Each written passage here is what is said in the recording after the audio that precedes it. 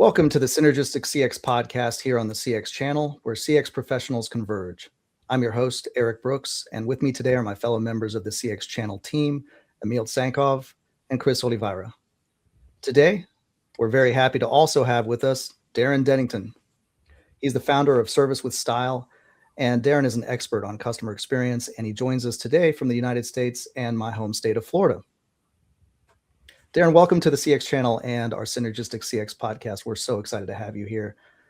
Thank you very much for taking the time to share your experiences with our community. And I know they're very, very excited to hear from you today. Can you please tell our audience a bit about yourself and your work at Service with Style?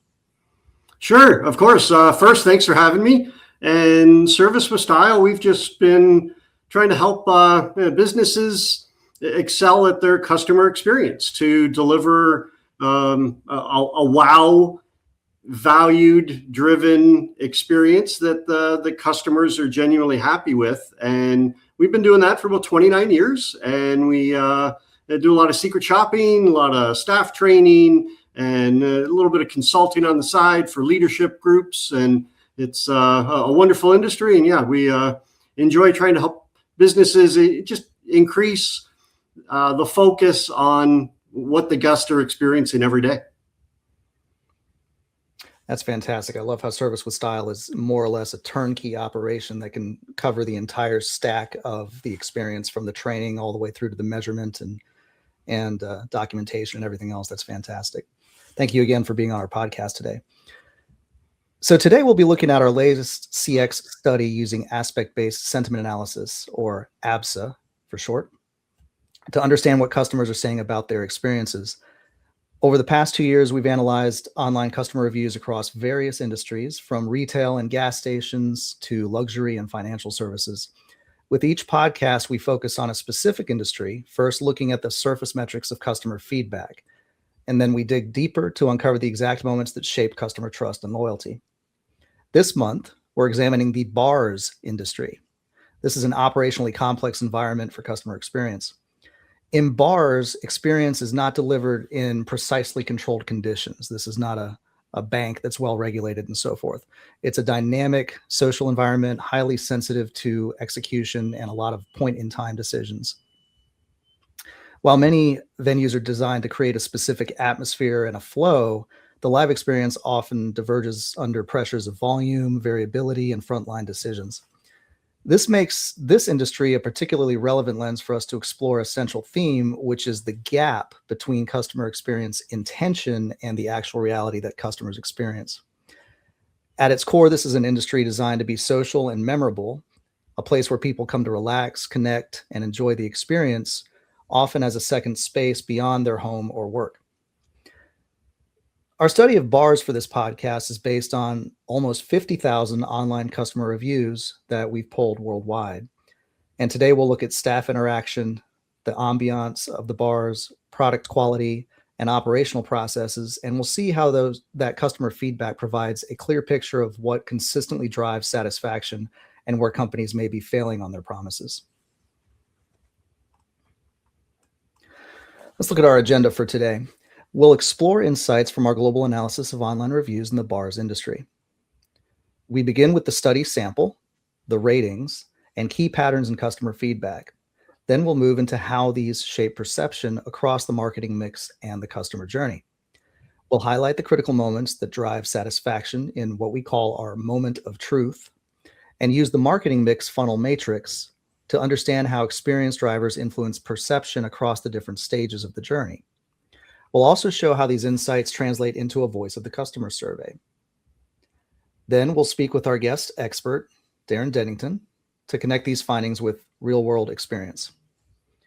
And finally, we'll close with key takeaways and recommendations for CX leaders focused on delivering consistent execution. As always, you can explore the full industry study we're covering today for free by downloading this month's Synergistic CX magazine from our website, cx-channel.com. You can also subscribe to us on YouTube or on LinkedIn or whatever social media you use, so you never miss a podcast. We'll focus on a few key objectives with our study of bars. We'll explore how online reviews and ratings are shaping perceptions and influencing customers. We'll evaluate the on-site experience from the welcome to the payment and the influence of staff in each of those stages of the interaction. We'll also examine the marketing mix and practice, looking at how each element impacts the overall experience. We'll map the customer journey to understand where friction appears and what makes a visit to a bar a memorable experience.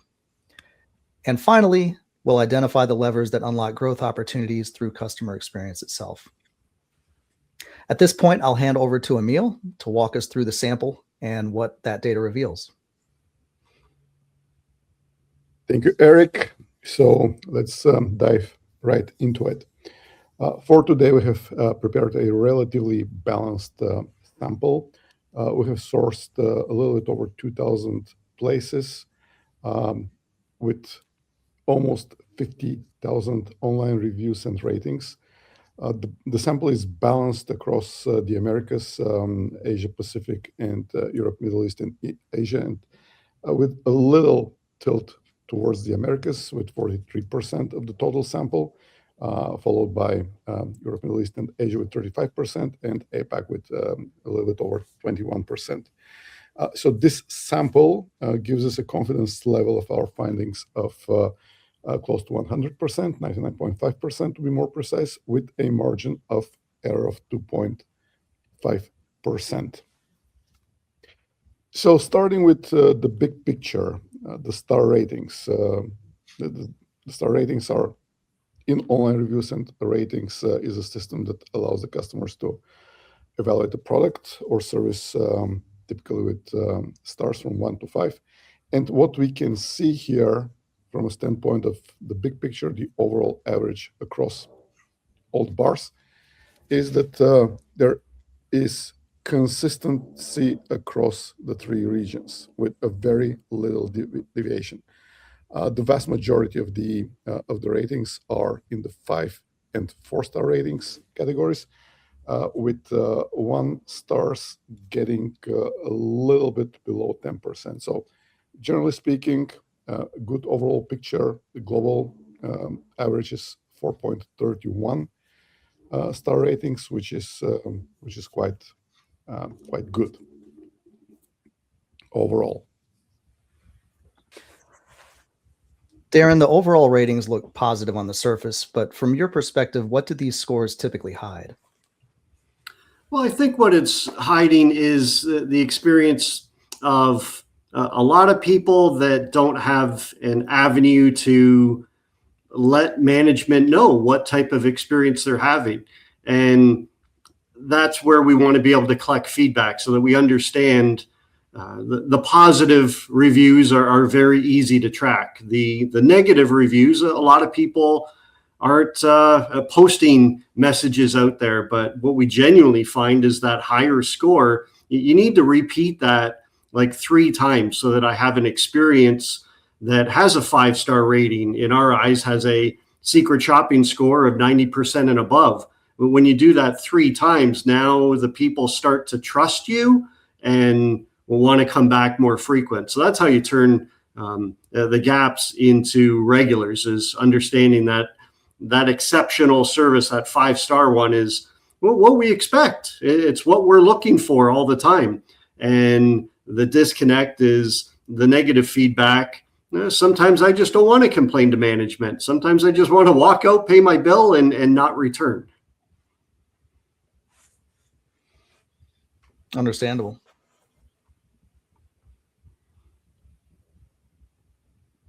Right. Thanks, Darren. So let's move on. Next, we'll dive into what we consider a very important KPI, and is the critical review response time, which measures how quickly businesses respond to critical reviews, those with a rating of 1 or 2 stars. And clearly, this KPI is a key customer relationship management measure, as it reflects the business dedication to addressing critical complaints. And just to explain the color coding here, the green or excellent performances, responses provided within 24 hours. Then fair, which is the yellow, which we don't have any of that here, and attention represent fair responses provided within 72 hours. Attention is over 72 hours, and critical, which is the red part of the pie. These are critical reviews that have never been answered.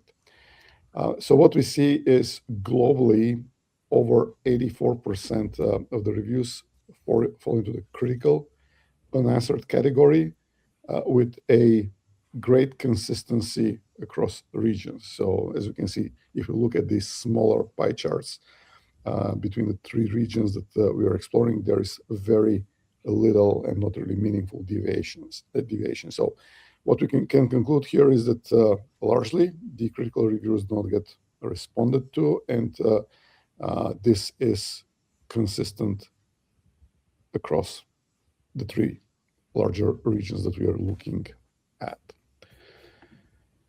So furthermore, what we're going to do is we are going to dive deeper and specifically identify how the reviews with comments are being responded to. And clearly it is easier to respond with a review with a comment simply because there is an actionable insight which is provided. So here what we are going to do is we are going to dive deeper into that component. And again, as we can see, overall, we had close to 13% critical reviews that were answered. And now when diving into the reviews with comments, we see that this percentage doesn't grow substantially. It goes to 14%. And we again see the same deviation across all regions. 82% go unanswered with a consistency across all the regions that we are looking at. Bottom line, a lot of negative feedback goes unanswered, which is an area to look into.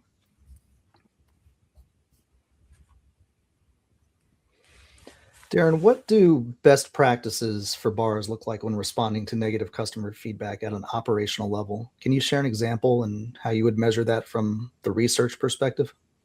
Yeah, absolutely. If you put yourself in the perspective of the guest, right? You went out for a drink and maybe wanted a burger at the local bar.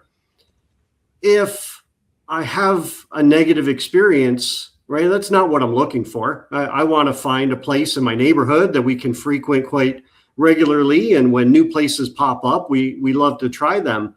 And we want to give feedback, but the operation standpoint is sometimes difficult to deal with feedback when it's through social media. There's not a connection. You're trying to solve a problem with very few words and trying to sometimes do that publicly. So you're restrained, which converts to managers not wanting to deal with those, to just hope that they go away. But enough of them build up, and that's your reputation building. So the best practices to me are catch that feedback before your customers walk out the door. Make sure that you have good management operating the shifts and running the floor so that you can identify when things are not perfect and find those little issues before they leave. If I have a disappointment with the beer temperature or the burger taking way too long, and I'm just able to talk to somebody for 20 or 30 seconds, then I feel like my voice was heard. And I can now go on thinking that someone cared enough to talk to me about it, and this is a pretty good place. But when I go as far as reviewing or making comments or reaching out to the business on negative feedback and I don't hear back, then that leaves a real impression, right? That they just simply don't care. And to me, solving any negative in any bar, any restaurant, the experience, you show that you care and you want to stop them before the negative comments leave. But the best practices are to also handle them straight on. When those comments don't get handled in the operation, then you've got to reach out directly. You've got to talk to the people and satisfy them. And it takes a lot more effort to do that after they leave, opposed to solving the problem when they're in the business. Mm-hmm. And you pointed out an interesting point there, which is the ability of staff in a lot of cases where there's a poor experience. A lot of times, it is a food related issue, temperature issue, something was incorrect or something like that. And if the staff is able to correct that and mitigate that, you immediately remove that 1-star review from even existing in the first place. And you've got a chance to actually immediately flip them into an advocate for the business because of how well you resolve the issue. That's a particularly prominent concept in the bars and restaurant industries.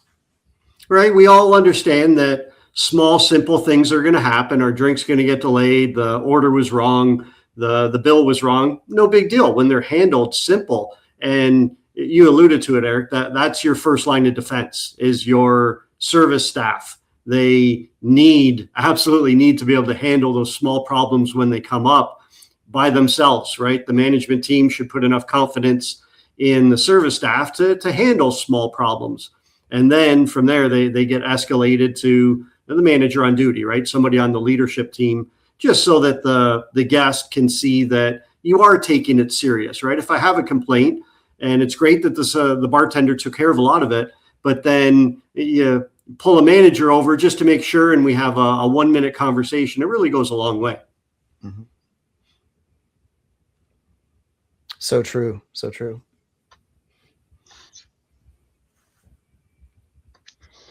All right. Thanks again, Darren. So let's dive deeper. And what we're going to get into now is the marketing mix. And what we are doing here is we took all the reviews and we analyzed the comments with what we refer to as a aspect-based analysis methodology. And with that methodology, we are able to identify certain portions of the reviews and assign them to either elements of the marketing mix or steps and stages of the customer journey. So in this first review, we are going to get into the marketing mix elements. So let's dive right into what do customers talk or care about.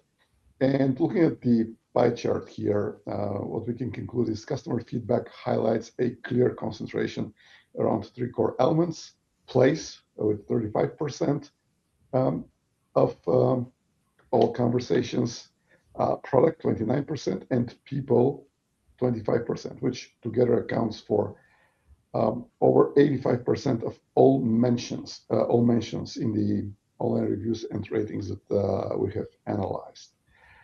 So clearly, it shows that from a perception standpoint, the experience is shaped primarily by the setting, the product, and the human interaction.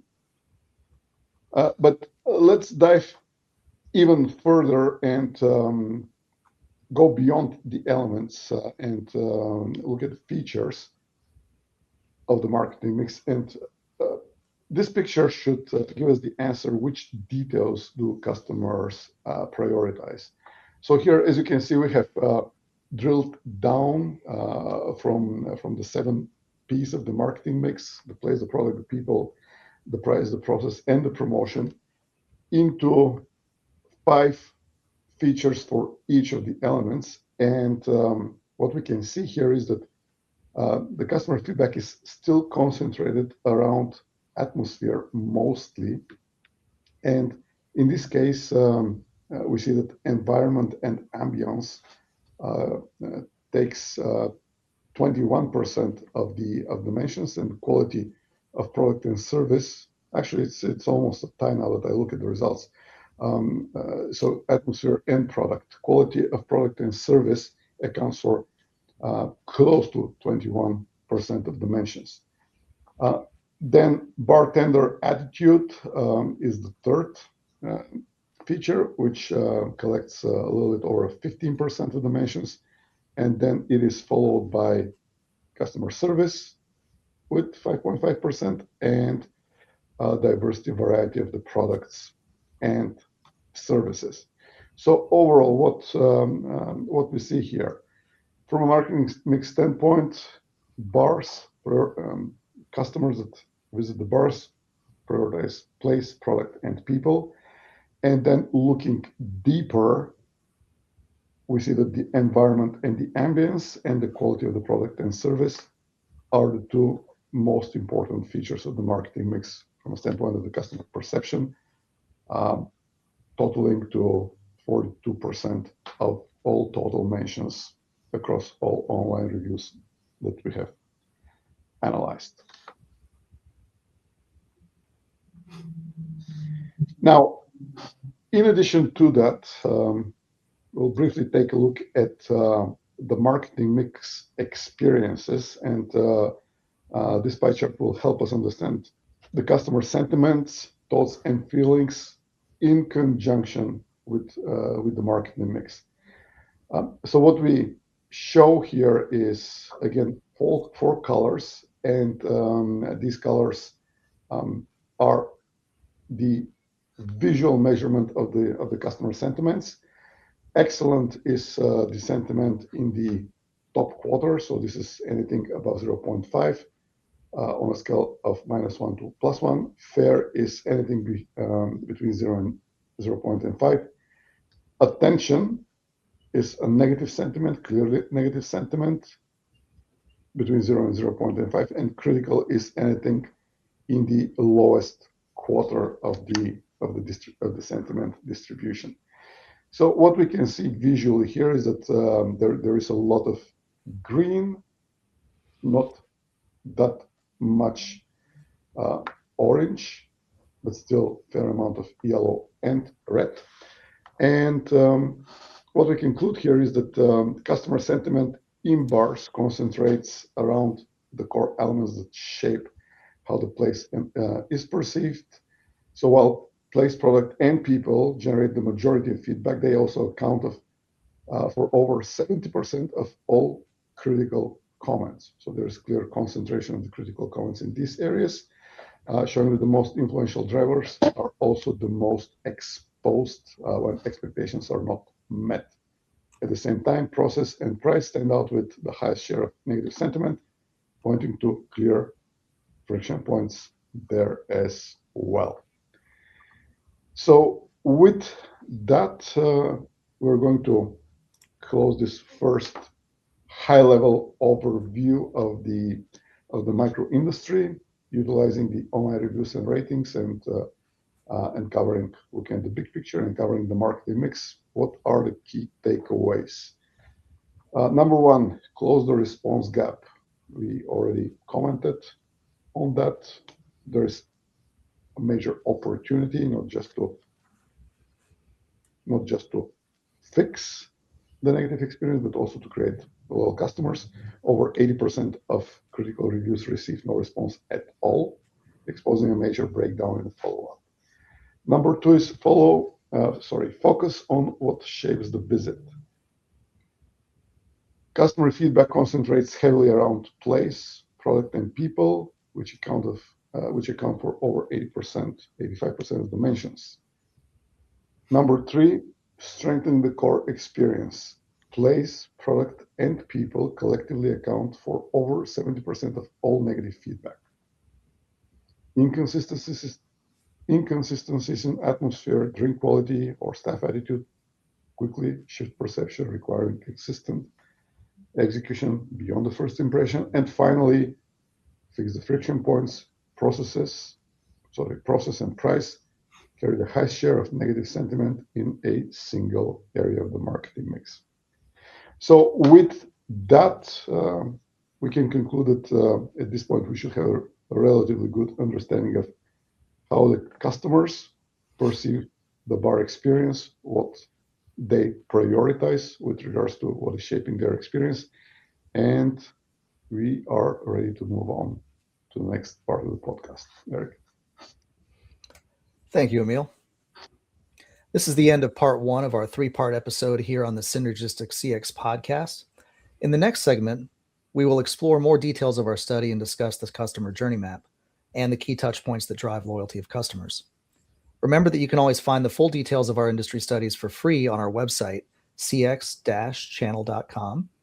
And you can also follow the CX channel on LinkedIn, YouTube, or your favorite social media platform. Be sure to press that subscribe button and ring that bell so you don't miss our next episode.